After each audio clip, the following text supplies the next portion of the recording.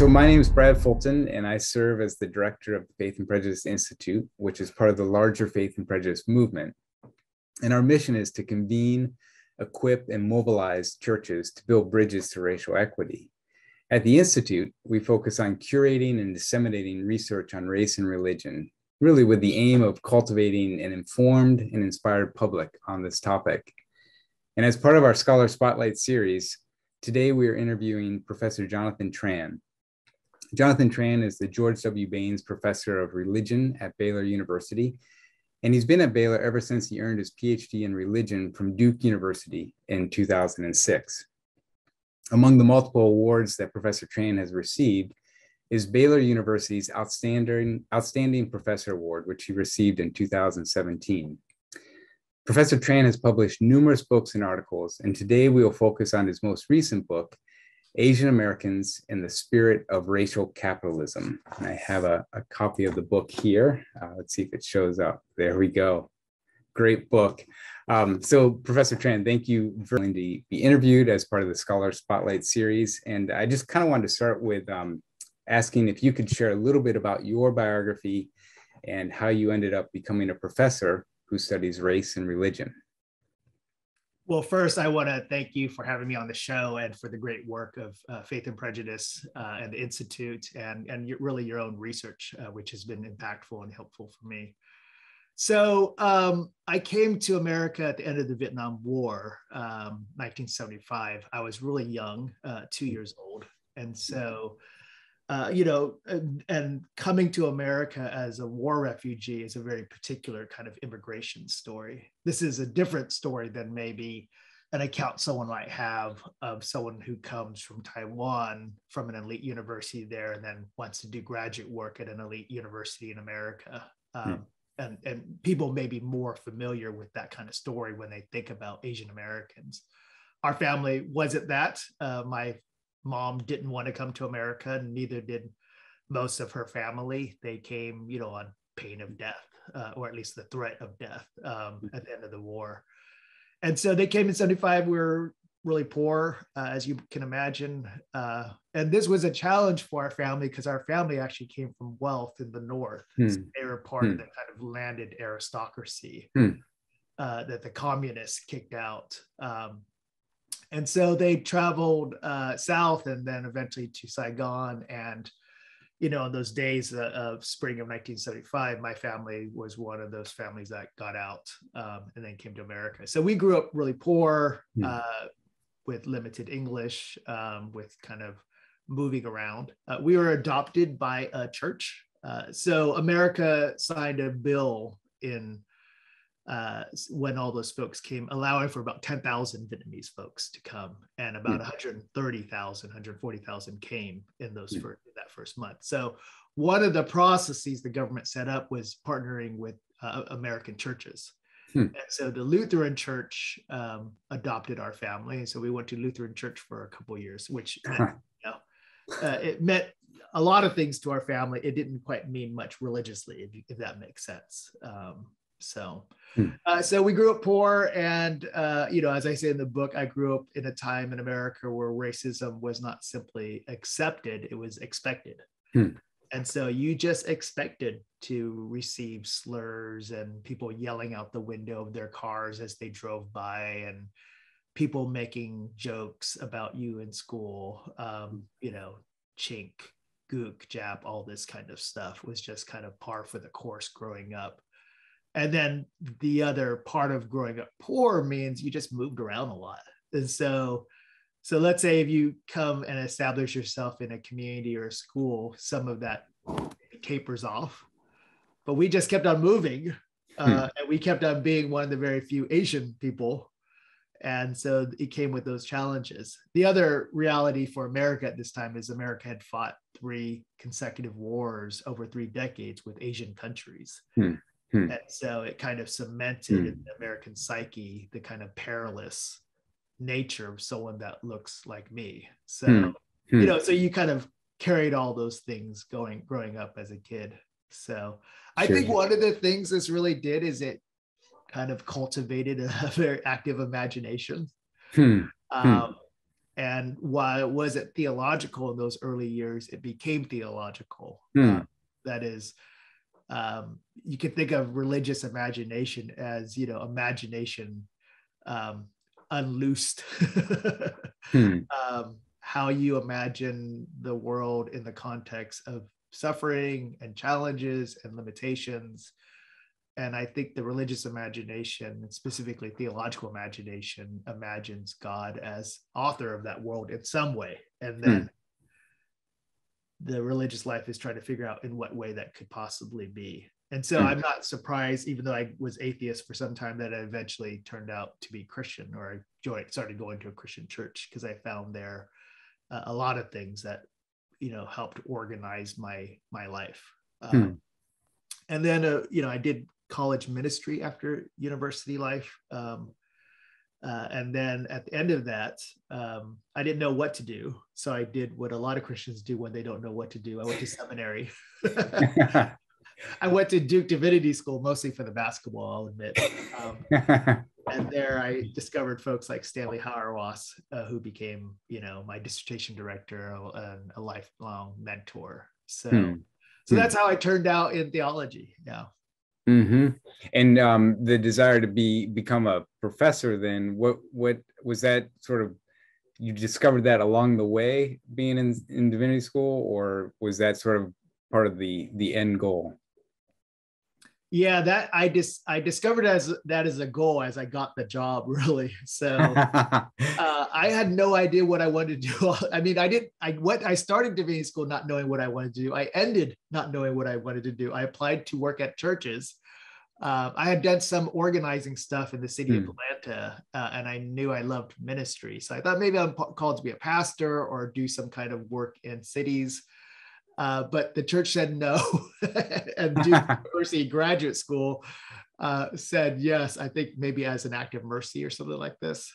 Even all the way through graduate school, I wondered about being called to communities, local communities. And so I wrestled with this. I applied in my third year of graduate school to work at Baylor. I'm sorry, at the beginning of my fourth year. And then I got the job. And, I finished graduate school pretty early. Yeah. And then, it turned to work out well. But all through my professoring, I've always tried to think about my job in kind of broad vocational terms and understood it as called to people. One thing, though, that has been important, and this is not something that I think is different than in the pastorate, but one of the things that is especially encouraged in academic life, as you know, is the life of the mind. And, or as I described it earlier, the kind of imaginative capacities to experience the world with wonder and to give an articulation to that. And that's been one of the great blessings. It's been students who have, I've been able to live life with as they grow and as I grow, but also the room to write and think about really challenging things. And it's, it's an amazing gift to be accorded this room and time and space to do this work. Yeah, no, I can really resonate with that. Like we get an opportunity to step back and think deeply about some of these more pressing issues. And that actually leads me to my next question of, like, when you think about your research, what are some of the core issues that you're seeking to address through your research that you're conducting? Yeah, so my primary area of research for the last 10 years has been philosophy of language, and a particular stream of American analytic philosophy called ordinary language philosophy. In some ways, this is really just my way of getting to what I consider the largest questions we have in front of us as humans. In this case, it begins by thinking about what the human life and language means in relationship to the world and our relationship to it. But also, how do we think about God?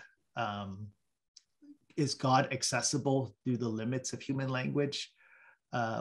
Conversely, what do we do with the fact that not only do we talk about God in human language, but God presents God's self as language, as word, which is an amazing metaphysical and philosophical statement. And so what do we do with that? What does that say about our relationship with the world, our relationship to God. So that's what I generally think about, and I spend a lot of time thinking about that. I'm on a large Templeton research grant right now that is giving me room to think about this and to spend a lot of time with scientists who think about questions of language, linguistics, evolutionary theories of language. And I just find these kinds of big, massive questions thrilling. They're always bigger than I can possibly be. Maybe that's the thrill, is to recognize the largeness of it all. Sure. Be given the opportunity to kind of sit in that space for a while. Yeah. No, I could see that being, especially with language and, the origins of the diversity of languages, and how language is so tied to culture and geography and all the different aspects of our lived reality. So I could see that being a massive project. Yeah. So yeah, and Christian theology has been thinking about this question and the metaphysics of the relationship between creator and creation, and what that means for the specific features of creaturely life. So theology has always been doing that, and so it's kind of sitting within those traditions of inquiry and reflection. Yeah. So how, and kind of pivoting slightly, like how would you characterize your racial or ethnic identity and your faith identity, and sort of how do they inform your research? Yeah. So I mean, I grew up Vietnamese American. We didn't really have categories for Asian American at that time. And I'm still not sure what that, and I'll say a bit more about this later. I'm still not sure what that concept does in this kind of simple sense. So when someone says they're Vietnamese American, or they say that in most cases, my relatives just say they're Vietnamese. Sure. They don't usually append American. I don't think they in their mind make a strong distinction between Vietnamese and American, as we do in our kind of sociological categories, maybe. So what people usually mean when they say they're Vietnamese Americans, they speak Vietnamese. They eat Vietnamese food. They have Vietnamese relatives. They, in some ways, identify with the country of Vietnam. It's less clear what that means in Asian America. So like no one talks about really Asian American food. There is obviously not a geography called Asian America. There's barely a history that's been emerging over the last 40 years, and the history itself is highly contested. So I grew up Vietnamese American. I still largely think of myself as Vietnamese American, and I'm trying to transition to this other category, and I'm trying to see if it works. One of the things I deal with in the book is whether it does work, and I end the book with a fair amount of ambivalence about whether it does. It does much work for us, though I do try to suggest how it might do more work or better work. So Vietnamese American, and that identity is a salient one for me, partly because the world has always made it a salient one. I've always been an outsider, right? And so on the one hand, all the racism that kind of identified who I was as a kid, it was a huge part of who I was. But the other side of that, and the book really comes out of the convergence of these two things, was growing up being forced to think of myself as an outsider, as a Vietnamese American. On the other hand, being deeply attracted to anti-racist discourses as a way to help me navigate the world, but finding those discourses to be marginalizing in their own ways. And so, one of the things I talk about in the book is the specific experience of Asian Americans being marginalized by anti-racism after having first been marginalized by racism. And so that kind of convergence of realities is a kind of ongoing experience of my life, and lots and lots of other Asian Americans, is that kind of double marginalization. And what it means for us as a society, what it means for individuals identified as Asian Americans. So that's just to say, to answer the question, where do I identify? I identify as a Vietnamese American. I'm trying to figure out what this means. Sure. The other strong part of the identity is I became a Christian about 30 years ago. right as I was beginning university life. Hmm. And Christianity had the effect of putting a lot of the world together for me. I mean, I Hmm. know a lot of folks who grew up who grew up in the church or grew up Christian. Their default posture is God. But when you Hmm. grow up in your formative years without God, the default position is not unbelief. Is that Hmm. the world makes sense without God. So it's always a kind of trick of the mind to Hmm. find myself Hmm. believing in God. Hmm. And I think I've been trying to work that out for 3 decades. Hmm. Hmm. So, so in some sense, the working out of the Asian American identity and the Christian identity have gone hand in hand, and they both inform each other, but also relativize each other, I think. Mm-hmm, mm-hmm. Hmm. Yeah, no, it reminds me of when you're talking about Vietnamese American and Asian American. Christina Mora, sociologist at UC Berkeley, wrote a parallel book on the making of Hispanics and how it was more of a political movement. And so were people going to be Chicano or Latino or Hispanic or Latin American Latino? And it was interesting how this group was brought under this large umbrella, but no individual identified with necessarily Hispanic. It was Right. more, well, which country of origin, did your family immigrate from, or whatever. And but there was a lot of political utility of having this larger umbrella. Right. And so, it seems very parallel to what you're describing with Vietnamese American and then the larger group of Asian American in that. So then, like, with this book that you wrote, it's titled Asian Americans in the Spirit of Capitalism, Racial Capitalism. What inspired you to write this book? I mean, this is a pretty monumental tome of a book, taking on a parallel of the Protestant ethic and the spirit of capitalism as a parallel. What inspired you?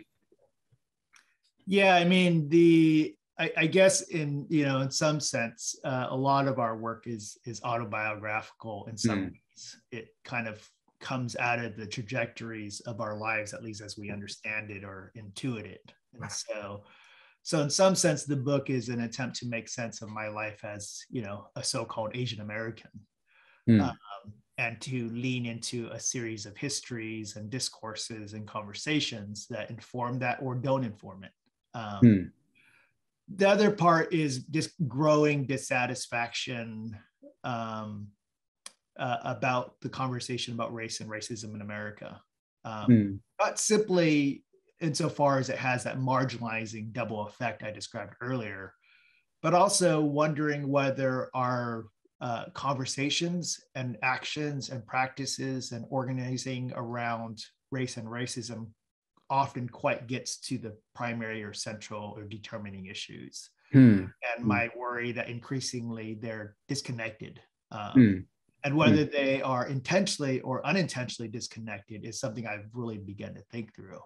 So as an example, one of the ways we think about race and racism, as you know, on university campuses is through diversity, equity, and inclusion practices. And, at universities, there's whole, dean suites around this, whole bureaucracies around this. But there were emerging early questions in the 1960s and 70s as DEI became a fixture within American higher ed and institutions more broadly about what in the world it had to do with actual racism and the effects of racism. And what I found in the literature is that this literature was very incisive, very thoughtful, and largely ignored. And whatever led to the ignorance of that discourse in literature has also helped accelerate this other kind of discourse around race and racism. And so that's one of the major things I try to take on in the book, a mode of anti-racism I call identitarian anti-racism. So those are all drivers of the book. I'll admit the book initially began as a kind of assignment from a press that wasn't the press that the book came out with, but it was an initial like Asian American version of, say, anti-racism. But maybe the biography of the book was a deep dive into the discourse and realizing fundamental problems and limitations, how these questions were being addressed or approached. And so the book became this whole other thing. We moved it to a different press because we knew the argument I was making was going to be an uphill battle in a lot of ways. That we thought it needed as much legitimacy as possible. But we also wanted certain people to read it. And, Oxford just has that kind of platform. Yeah. So that's kind of the interesting biography on the book. Well, and so when I read through the book, and almost like every chapter I went to in the arguments that you present, it seems like it could apply to any racial group that's being exploited, not just Asian Americans, but any racial group that's experiencing that. And so why did you choose to focus on Asian Americans when really your argument has clearly much broader implications than just Asian Americans, I think? Yeah, I think that's a really precise way of understanding what the argument of the book is and its implications. I mean, what you said earlier about history of Hispanic or Latinx communities, this book could have been easily written from that perspective. So the book is less in some ways about any specific group or race, and it's a larger conversation about race and what race comes to in American life. And I think the realities that Asian Americans face within this story are realities faced by other groups. And so what I try to do specifically with the Asian American thing, or the Asian American aspect, is try to imagine Asian Americans as miners' canaries in the mind of American race and racism conversations. And so, as you know, the concept of the miner's canary is that you're not sure whether the mine is safe or not. You launch a canary in there, release a canary in there, and if it dies or gets sick, you know that there's a problem. So I took the basic experience of a lot of Asian Americans as feeling sick or suffering worse in the conversation of in the conversation of race and racism. And I took what I understand have experienced as that painful experience and used it as a kind of perceptual advantage. That is, I took the painful experience of Asian Americans and said, well, what can we learn from this? Rather than banging our heads against the conceptual wall here and trying to say, well, how do we expand out the categories a little bit so that Asian Americans can fit in there, or Latinx, Hispanic communities, or Indigenous folks can fit into this story, or as I would argue, many, many Black folks or white folks, rather than trying to expand the categories out so that these folks will fit. I wanted to ask, what are the categories doing? What practical work were these concepts responding to, enabling? And so, and this way I kind of turned the tables on the problematic. That was the kind of philosophical approach of the book. And what I argue implicitly is that once you enter Asian Americans into the conversation about racism, that conversation has to change. Or it's just going to do the marginalizing, the double marginalizing effect. And the three kind of major things I want people to walk away with is, once you enter Asian Americans to that story, one, the story becomes less about racial identities per se and more about the political economies that produce that. Asian Americans as trans-Pacific, transnational, migratory, people who came here as migrant workers, mostly contract workers, that came here after Hart-Celler within broad kind of global economic political realities. That is, you're required to take on a larger conceptual lens, and I offer political economy as one. And the second thing I try to do is try to show that certain features of Asian American life, and as a sociologist, you'll know these terms, the model minority myth, the Black-white binary. I think Asian American theorists have tended to treat these as accidents of history, such that if we kind of gird ourselves up a little bit, we can show how they're inadequate, and then we can move past them. What I try to suggest is that these are inevitable features of life within a kind of white-black binary. These are inevitable features of race thinking, because race thinking is not, race isn't fundamentally about difference. It's about differentiation. It's not about, diversity. It's about stratification. And so those kinds of conceptual cul-de-sacs that people like Asian Americans end up in, viewed as model minorities or being marginalized to the white-black binary. Those are, if William Peterson didn't write the article that became the model minority, someone else would have, right? This is just the logic of race.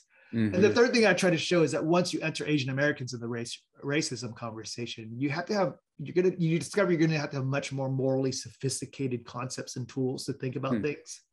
Why? Because Asian Americans are both beneficiaries to racism and victims of it. And so the double experience, the ongoing kind of, to appropriate Du Bois here, double consciousness of perpetrator and victim forces to realize some of the ways we tell the stories of race and racism are not quite sophisticated enough to capture, to take in the world under the reality of something like racial capitalism. Yeah, no, I mean, that's fascinating, because I think of Asian Americans being in this sort of in-between stage, or possibly double marginalization and a double negative, in the sense of they're, like you said, the beneficiaries, but also, they experience the downsides of racism and the discrimination and the exploitation. So, I mean, I was thinking this morning about the benefits that accrue to Asian Americans within kind of American racism. So I was talking to my daughter, who's a senior in high school. She's taking AP calculus right now. And, it's not her favorite class. She much more, leans towards the humanities, social science stuff. But I remember in third grade, I was thinking about this when she was talking. In third grade, I was put in an advanced or like honors math class. I was the only Asian in the class, and I'm pretty sure I wasn't very good at math. Math was like my enemy going through most of my education. But I was put in this advanced math class, and I'm pretty sure it was because I was Asian. Now, think how that works, though. That's a pretty profound formation, because at an early age, you're tapped as being academically excellent and should pursue an academically accelerated path through school. That is you're socialized into thinking that about yourself. Yeah. That's a very different formation than someone identifying you as a problem and putting you down the path as a problem. So, you just think about that kind of the way the racism benefited me. The stereotyping benefited me. And there's just many ways you can tell that kind of story about Americans. Yeah, no, that's fascinating. So here, given that you have such a focus on language and words, I'm going to ask you to define racism and put it in the most accessible terms possible, or just sort of, if you were going to explain to someone on the street, what is racism, how would you best explain that? Sure. I think racism is justification using race categories for domination and exploitation. So in the most precise terms, it would be racism justifies exploitation and domination. And so racism is, for me, as a kind of ordinary language philosopher, racism is what racism does. What racism does is it justifies systems of extraordinary dehumanizing exploitation and domination and inequality. So an example I often use is, you travel around my city, Waco, and you visit certain parts of the city, and some parts are really well invested in on the part of the municipal and state governments. Others aren't. Some have access to schools, good schools, some don't. Some have access to healthcare. Some have basic infrastructures like banks and grocery stores. Others are food deserts. And I think what we do as Americans is that we look at that, and instead of asking a pretty, I think, logically, logical question coming from that experience, which is, why does our society have this? What kind of society do we create that allows this? What kind of society benefits from this? We ask something like, well, how do they do this to themselves? Something about them. It's something natural to who they are. It's their race. And so if you impute white racial identity on those who have access, then you say, well, it's because they're white. There's something superior or better naturally about them. It's in their race. And if you see something that's, terrible inequality, instead of thinking about it in terms of inequality, you say, well, it's on them. They created it. It's something natural to them. It's their race. And this is largely the ways race. So this account I have is not simply a conjecture, say, about how we operate today. This is historical. This is how categories of race were created. And you see this really powerfully. Cedric Robinson observed this in looking at kind of labor practices in England, and realized that race was used to distinguish not between, say, Africans and Europeans, but different types of Europeans. And when he did that, he got behind the curtain of what race was. It's similar, but when you impute the category of race on Asian Americans, which is an absurd imputation, right? Because Asia names an enormous set of realities, histories, nations, languages, and then Asian American names an amazing set of histories as well. But to categorize that all of race is just conceptually absurd. The question is what do we learn from the absurdity? And then what you'll learn is, well, race has to do with the history of how Asians were imagined as migrant workers to America. And so it became a necessary categorization. So that's what I think race is. It's this pattern of justificatory thinking, where we justify or legitimate or make morally acceptable, obviously morally unacceptable behavior. Because it has that categorizing effect for us. It solves, in a sense, a multitude of problems in our own self-understanding. So it's like a tool that I might use, or that I do use, to explain social injustices or social inequalities that absolve me of responsibility for the particular outcome. It's what the scientific Marxists call ideology. So you have systems of exploitation, domination, that one is either a victim of or perpetuating. And the absolving move is the story you tell to make your role in it feel better. Sure. Yeah. And so in your book, you talk about de jure racism taking a back seat to de facto racism.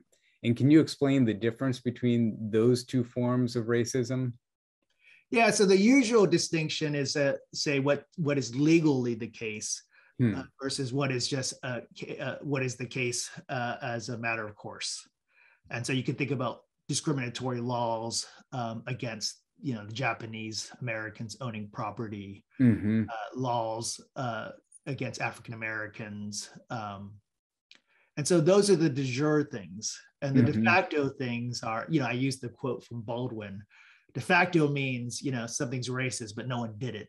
Which I think is a really great description. De facto is just as a matter of course, the proxy forms of discrimination. Sometimes they're dependent on the de jure forms, but the proxy ones are no one set it up. It just happens as a matter of course. More broadly, what I mean is what a distinction I make between, say, sensational accounts of racism and the more homely everyday versions of racism. The hyperbolic accounts of the racist. The hyperbolic accounts of the racist are things like the Klan member, the red-faced sheriff and his attack dogs, even the redlining mortgage worker. I think we tend to give too much attention to those. Not that those aren't deadly, they obviously are. I just don't think that they're the primary drivers to inequality and systemic racism in America. So take, for example, right now we're very attracted to this idea of the redlining mortgage person who keeps Black people out of neighborhoods or in their own neighborhoods. That's true. That had a role. It's particularly, we like it because we're drawn to this vision of the racist as this individual possessed of racist intent, right? She has in her mind anti-Blackness. Well, I'm just not sure that that's actually the picture. I wonder if patterns of things like white flight, how property values are assessed or accrued, the way governments invest or don't invest in neighborhoods, that actually may be more powerful in historical drivers, but we're attracted to the redlining, racist mortgage worker because then we can lay blame. And if we can lay blame and identify, we can call out or call down.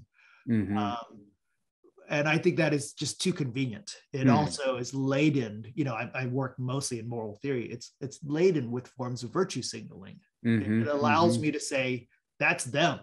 That's not me. And the more I condemn them being them, the more I encourage a view of myself as virtuous. All the while, right, I send my kids to certain schools. I participate in certain kinds of benefits. Money and wealth passes through my family in a way it does in others. Sure. But now I've called out that person and I look pretty good. So those are the kinds of things I'm pushing against when I push the distinction between the de jure and de facto. I have a line in the book where I says, in most cases, racism doesn't lead, it follows. And this is my attempt to back up and understand these kind of broader systems. Sure. Like what's the causal aspect of it? And even with the redlining, the example you gave, I think is great. Like I am the beneficiary of redlining practices, but I didn't do the redlining. That's right. And I get to blame the hyperbolic racist redlining lady who works in the mortgage company for these realities. All the while I'm getting wealthy off of it. Sure. Or what have you. And so can you explain again in sort of most accessible terms possible, like the core concept of racial capitalism and how it operates? Yeah, so racial capitalism, I mean, much of the conversation that I've been articulating today, a lot of the concepts were developed out of what was often called the Black Marxists or the Black radical tradition. And these were folks who, and this has been going on, as many of your listeners likely know, for like 100 years. So it's not a new discourse. It's just a new discourse in certain circles. And so very little of my thinking in the book is original to me. It's really the adoption and application of it to other contexts. So I think what the Black or at least as I imagine the Black Marxists, their fundamental insight came from this. Well, of course, it's not us, right? The lives we live isn't because of us, right? We're being gamed in some kind of way. We're part of a conceptual game that is built into everything around us about Jim Crow and about the way Jim Crow locked into the world, a political economy downstream from emancipation. And so Black Marxists were like, well, of course it's not us. It's they're doing something here. And so let's try to get behind the curtain on this. So racial capitalism is the idea that race and capital, or what's often referred to, though this is less the case in America, that race and class are interwoven reality. And you cannot understand one without the other. This is not at all the claim that all race reduces to issues of class. It's to say that there are co-emerging principles in our society. Could they have emerged separately? Ontologically, I don't know why you would say no, but they just didn't in our historical case. And so racial capitalism is to understand racism as a function of capitalism. And you can tell this story the other way around, that capitalism is a function of racism. And the way I developed this is by turning to the emergence of American capitalism, or say Northern Hemisphere capitalism, in the context of American chattel slavery. And I try to trace out the history of how these were co-emerging realities. And so in what way does racism facilitate capitalism? Like it helps, it sort of greases the wheels of capitalism, but what are the mechanics of that? Yeah, so in the last 20 years or so, there's been an emergence in American U.S. history among American U.S. historians, often referred to as the new histories of capitalism. These are material historians that basically give us the material history of how capitalism emerged in the world, at least capitalism as we know it.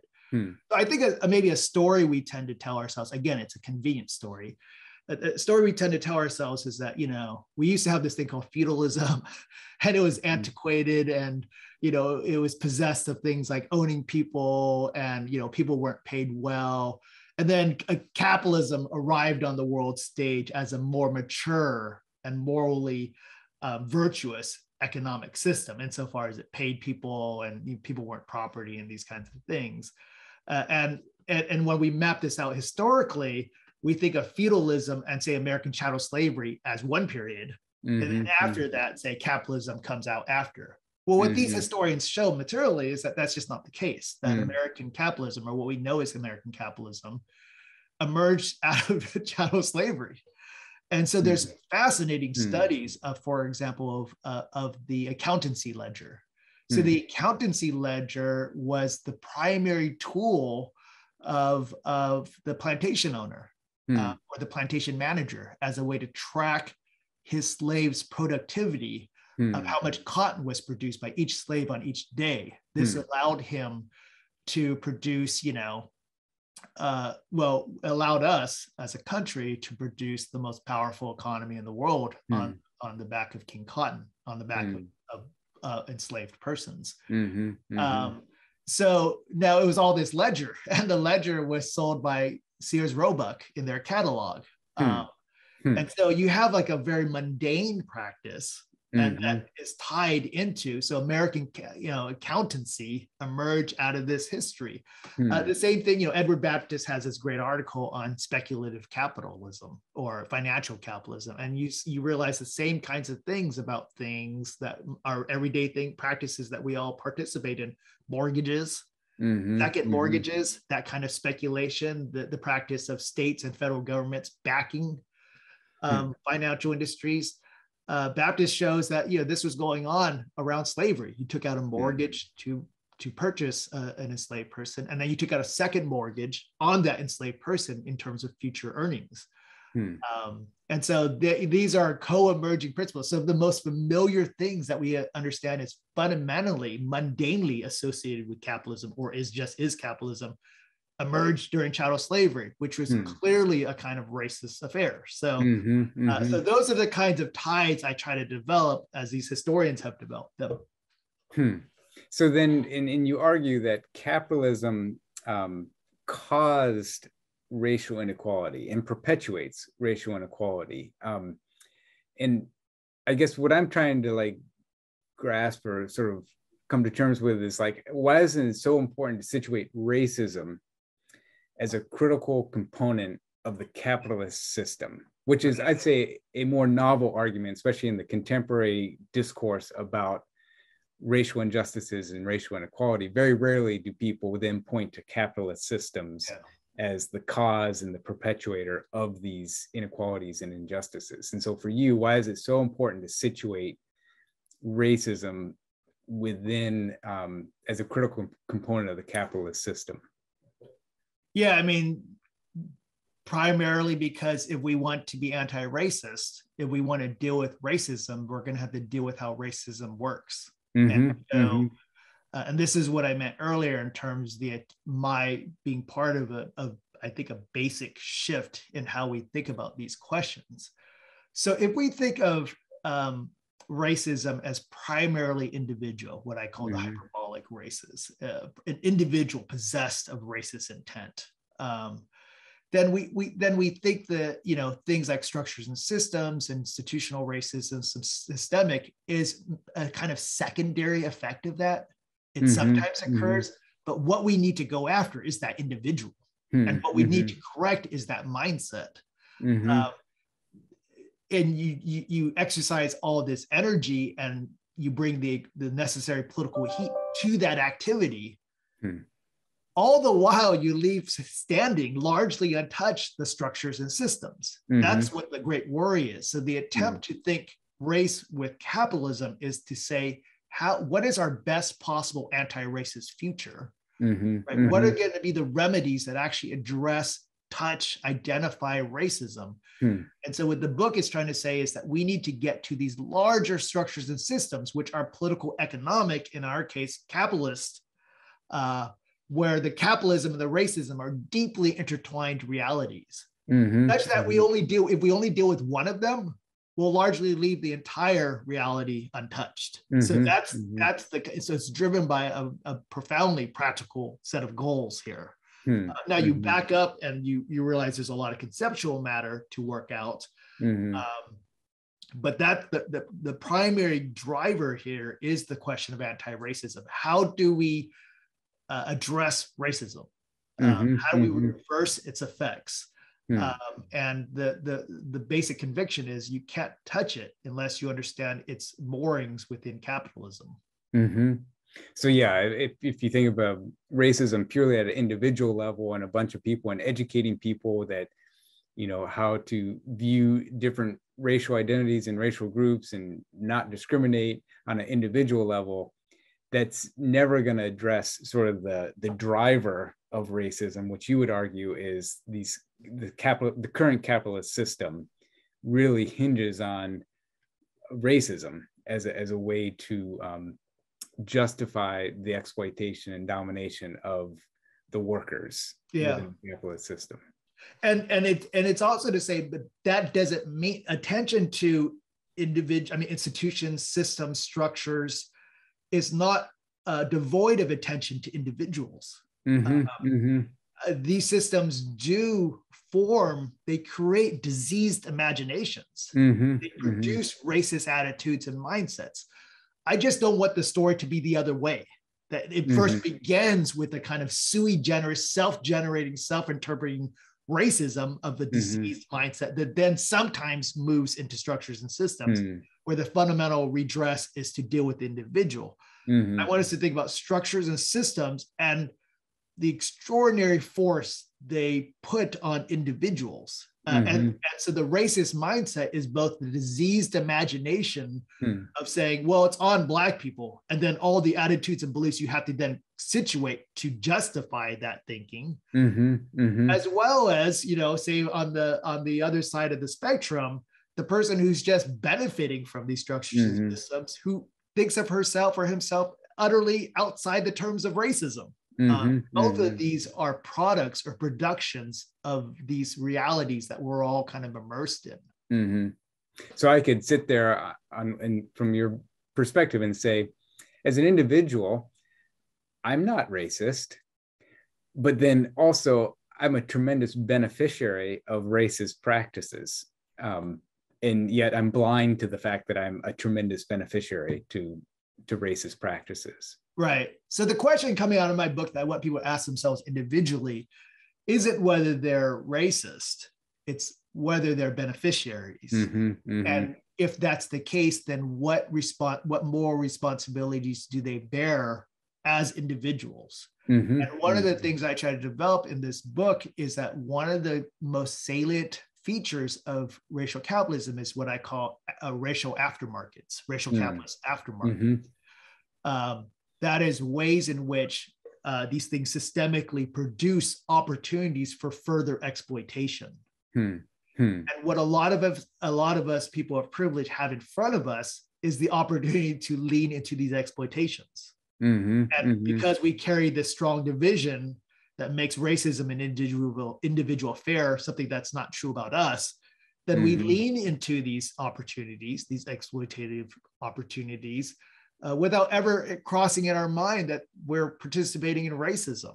So that's to say that the question of the individual is hugely important. Again, the kind of moral philosophy in the background for me is that moral responsibility accrues to those who can choose to do something different. And what I want Americans to realize is that they have all the time in front of them opportunities to lean into perpetuating, really as an afterthought without much thinking about it, and it would require a lot of thinking to lean against it, to resist it, to say no to opportunities that seem innocent or innocuous, actually are perpetuating, not just national, but global systems. I mean, in some ways, the approach here is not different than questions of those who are concerned about creation or the environment.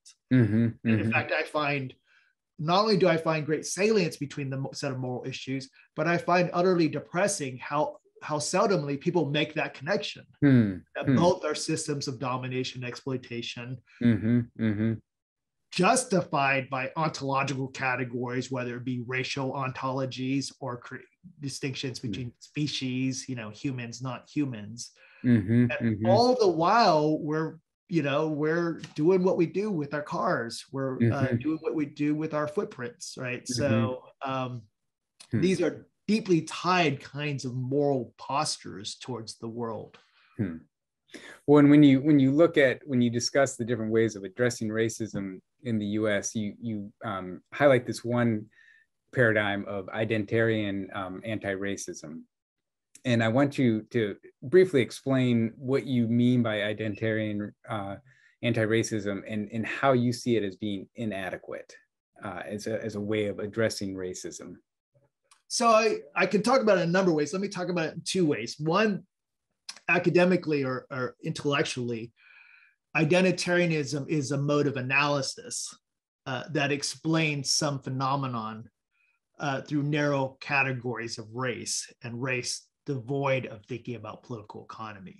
So what I mean by that is we look at some reality in the world, some state of affairs, and we say this can be explained by this person's race.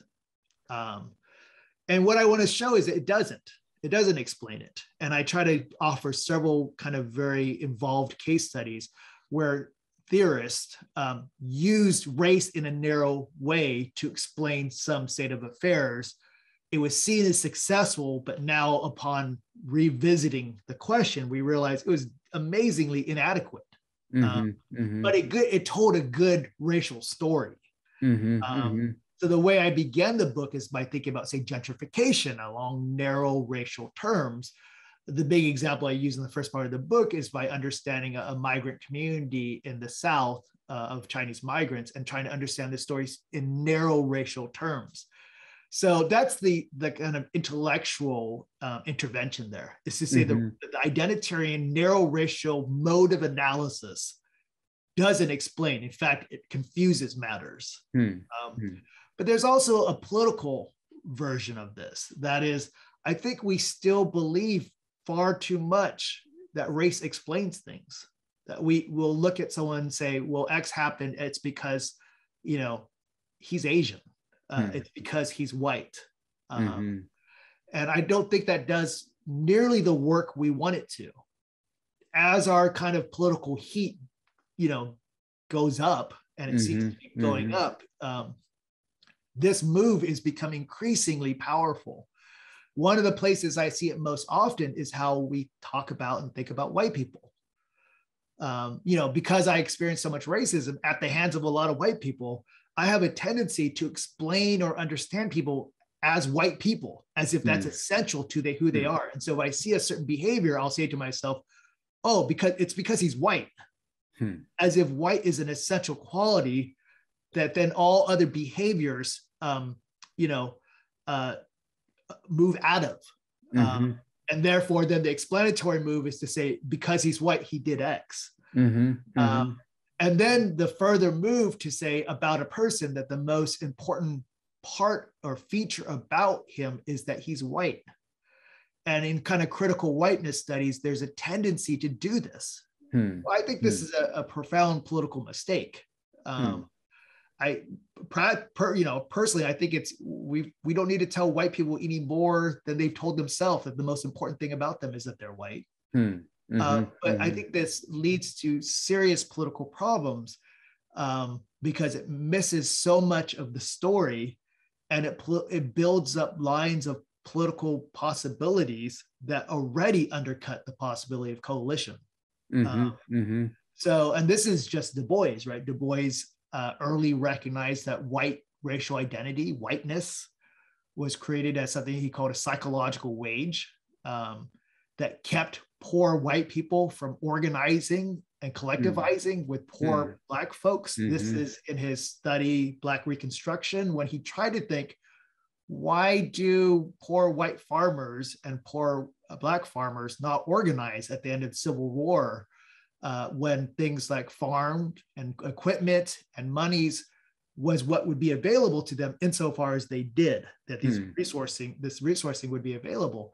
And it's because this wage of whiteness helped them do two things. One, it helped them realize their lot in life wasn't so bad because they were white. And two, it turned the story to make Black people, instead of allies to them, their enemy, the real reason that they were suffering in the world, not because of white planters who had created the actual realities of their sad lot in life.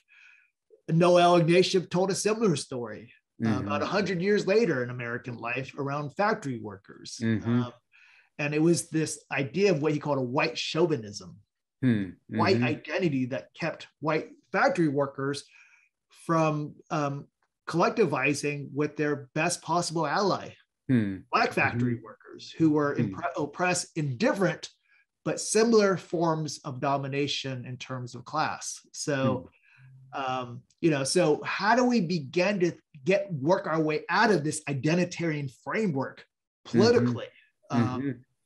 And there seems to me to be amazing political possibilities once we begin to do that. I mean, you've shown this in your own work around organizing, about the possibilities that remain once we're able to push past some of these narratives that kind of are imposed on us or that we adopt.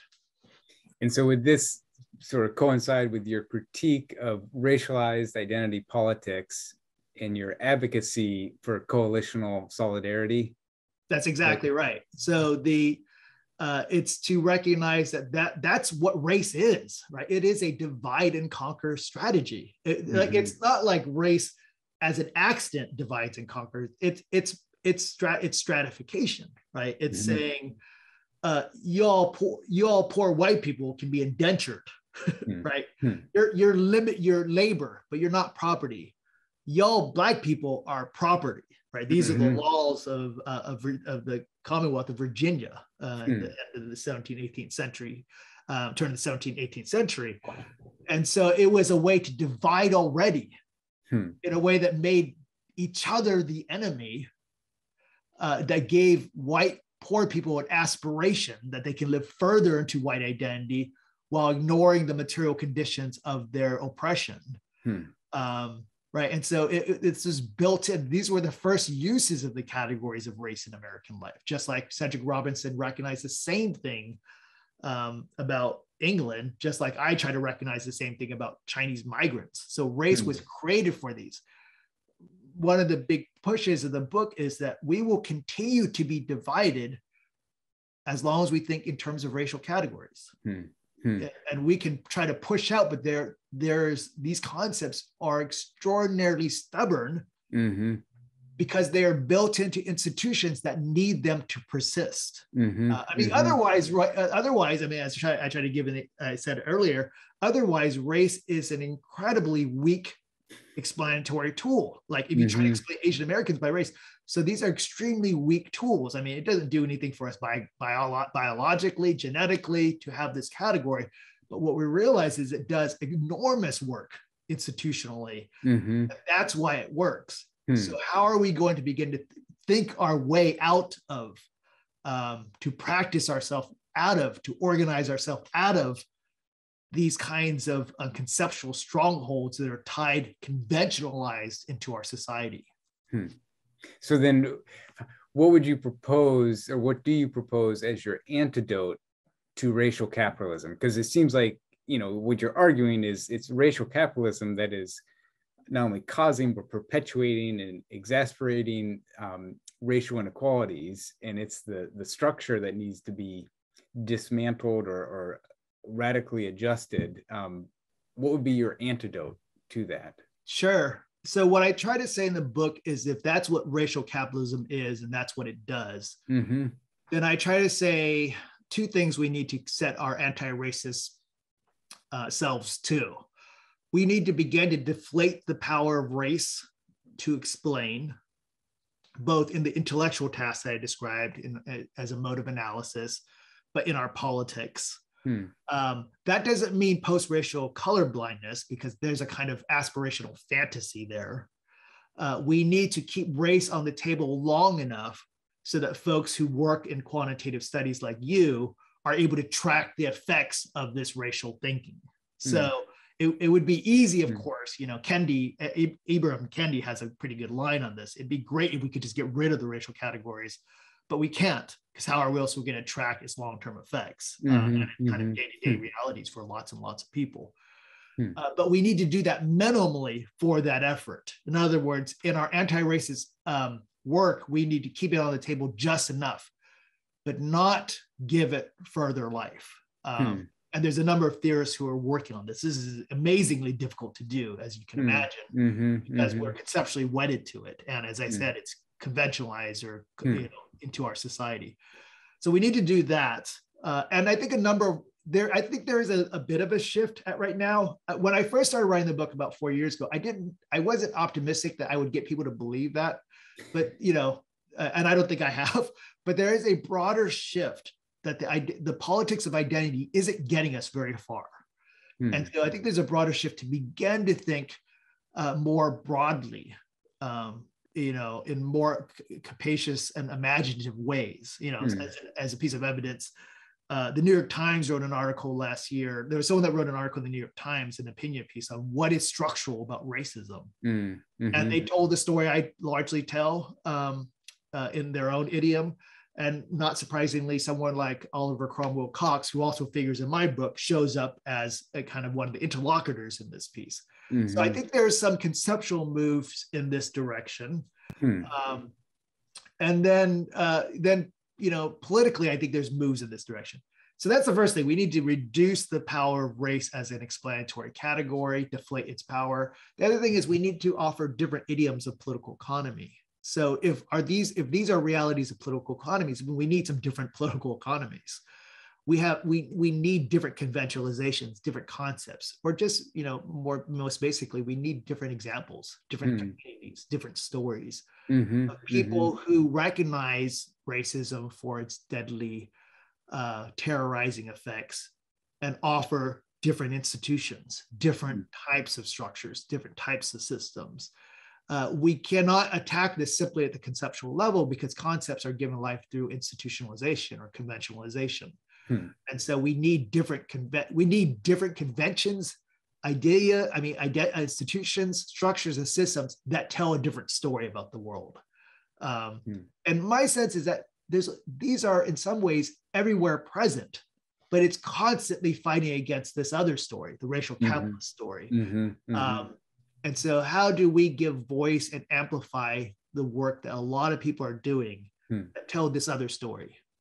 Well, and even in your book, you do that with Redeemer Community Church and the Dayspring Partners. Both of those are located in the Bayview Hunters Point section of San Francisco. Can you describe more about that those organizations and what they're doing, and how that sort of probably reflects this idea of this example of alternative ways of working in communities? Yeah, I mean, the first part of the book, just to give folks the context, is the story of Asian American Christians leaning into processes of exploitation. And, you know, these are not evil people. They do it largely as forms of survival, but there is some moral agency. They do choose into this, and they do perpetuate it. And the Christianity helps them into it. It doesn't help them out of it. Part of that is one of the main goals of the book is to tell the story of Christianity being a villain in the story of American racism, which is, I think, well documented at this point. But the second half of the book is to tell a story where Christianity is not just a villain, that there are other possibilities. And this is just a theological conviction that the church isn't done in its racism because God's not done with the church. And the church throughout its history, whether it be the Black church or, say, revolutionary forms of other types of churches, have exacted enormous forms of resistance and political dignity and power. And so the second half of the book tries to tell a story about a church who has intuitional awareness of racial capitalism, and meet Jesus in a way that invites them to something else. And so it's a pretty remarkable story. I mean, and I spent about 2 years involved with this church, and it's people that graduated from your alma mater, Berkeley, and Stanford University. They were, in some sense, quintessential model minorities. And they had in front of them, as people who studied education or electrical engineering, very, very bright futures. Very, very easy ways into the script of being Asian American as model minorities. And and the Christianity relativized that. It said that there's better things for you, other communities that are going to be better for your good, more beautiful, more true. And so they were drawn, because of their partnerships with Black churches, to the Bayview Hunters Point part of San Francisco, which is the most marginalized part of that city in its history. And at the invitation of Black churches, took up residence there. And over time, because they lived in those communities, realized the food deserts, the lack of schooling, the lack of healthcare, the rather amazing history of environmental racism. And so they try to respond. And so with this, they have a church called Redeemer Community Church, comprised mostly of Asian Americans, but not exclusively. They realized that local businesses, local government were some of the most affected realities. And so how did they invest there? They started a software company. They were initially all electrical engineers and teachers, and the electrical engineers decided to quit their day jobs and start their own software company. One of the primary point of which was to redistribute income to local communities. So they have, the software company is a for-profit company that generates income, that they use organs like a neighbor fund that invest in local companies as a mechanism to redistribute the money, to offer forms of repair. And then, because the other half of their constituency was educators, they all quit their day jobs and created a school that's also funded by the software company. And all this as a function of their investment in their life as a church. The most basic practice is worship, where what we say in worship is that God and God's justice wins and prevails. And so to do this isn't to fight against the grain, right, of racial capitalism. It's to inform us that racial capitalism is the outlier here, the unnatural. That justice and mercy are natural to the world, as I say, because justice and mercy are natural to God. These folks are just leaning into something that was there for a long time, and most present because of the Black churches in these communities. But the other thing is they lean into their neighbors and their friendships and their relationships with the city. And their relationships with the city certainly mean they agitate for political change, but they also do the day-to-day stuff of how politics are lived out in things like local schools and stuff.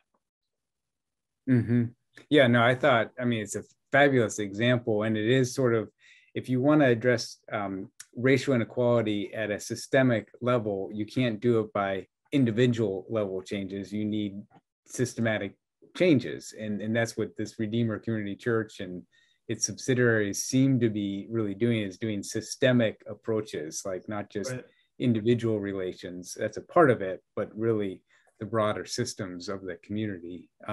If you think about what are some practical takeaways or action steps that churches or church leaders can take in response to the arguments that you lay out in your book? So they get your book, they read your book. What are some just action steps or takeaways that you could encourage them towards? Yeah, I mean, just in the same way that my analysis of racial capitalism, the first part of the book, is not anything original to me. I'm leaning into a tradition of conversation and discourse. The possibilities for the church are not, what I describe are not original to me either. It's what the church in some sense has always been. So certainly in America, it's, I talk about a kind of inverted trinity between the American church, racism, and white folks. But all the story tells us, right? So the story of the church is God's material expression of whatever it is God in Christ is. And so let's say we tell the story of Christ in Luke Acts, which is God terribly invested in justice and mercy. Well, what the church does is continue that. Right? The church is the one gathered body around the one given body of Christ. And what it does, it is, someone describes Redeemer like this in the book, the hands and feet of Jesus. And say the Eucharistic promise of this is my body given for the world. That's how the church can imagine itself. Again, this is a form of dispossession. That's where the individual really matters. But it is also, as an individual and a communal reality, the site of unimaginable joy. That one of the protagonists in this story describes his experience in this community as one of very obvious dispossession, but also the greatest joy he's ever known. Not a joy available to him if he followed out his model minority script. And so what I want to say to churches is this is always in front of you, because Christ has given Christ's self to the world and to you. And this is where I depart ways with Marxism. That Marxism is, in a sense, the waiting for of a community of resistance, the waiting for of a revolution. Whereas what I imagine these people doing is leaning into a revolution 2,000 years old, if not older, if not built into creation itself. And so, so these are not people who would ever describe themselves as like terribly radical, extraordinary. They would describe themselves as really ordinary people putting one foot in front of the other, and they get to do so with their church friends and their community. And so these just become natural occurrences to their lives. They just think, well, of course, why wouldn't we do this? Yeah.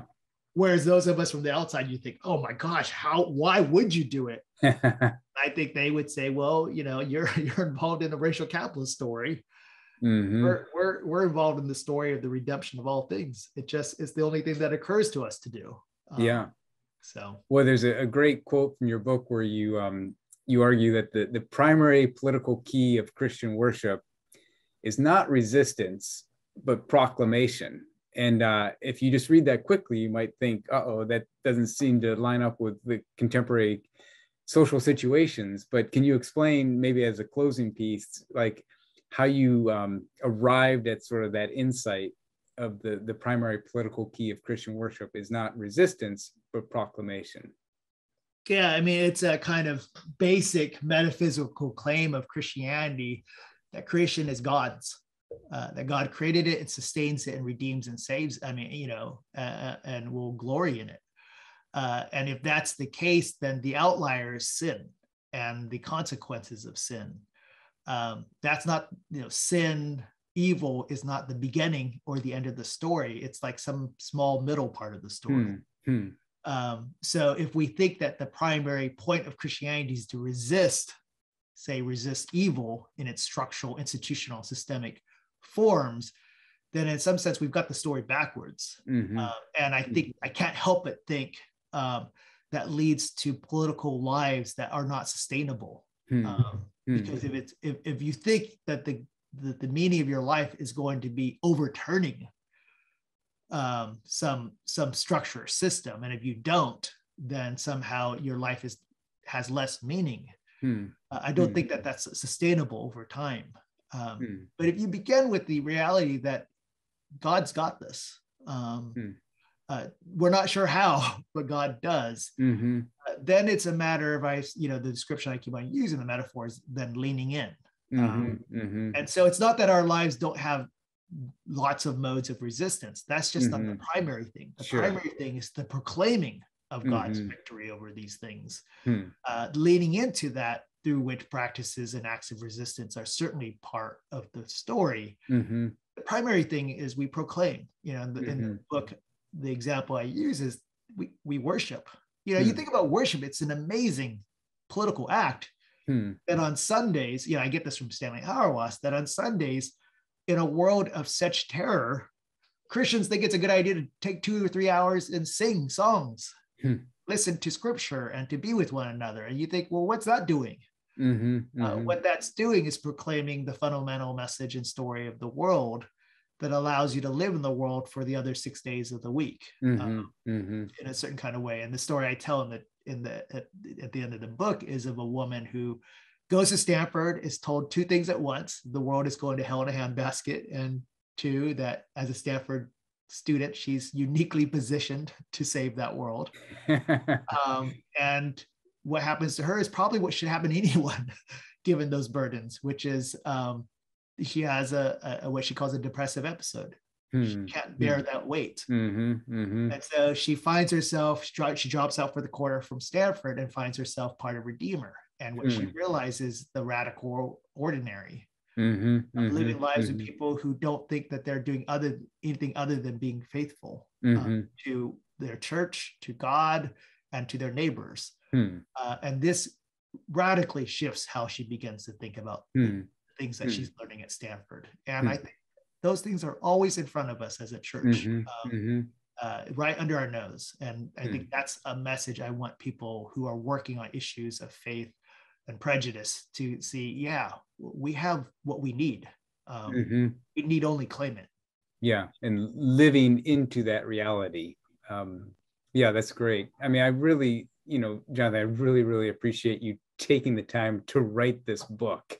I know that it's a monumental task to, everyone has lots of ideas and great insights, but to actually pull it together into one place and to spell it out, and to give the real world examples, both at the beginning of the book with your first group that you study, and then at the end of the book with Redeemer.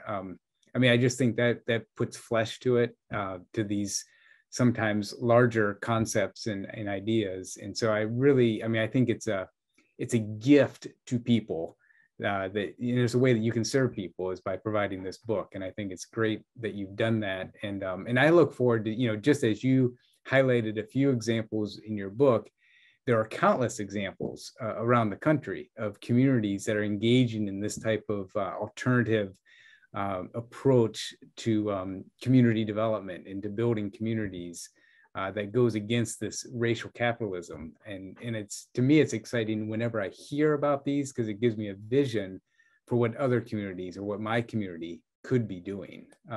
So I, again, really appreciate your work in writing this book and making it available to everyone by doing so. Thank you. Thanks for having me on and for the great work you all do along these lines. Great.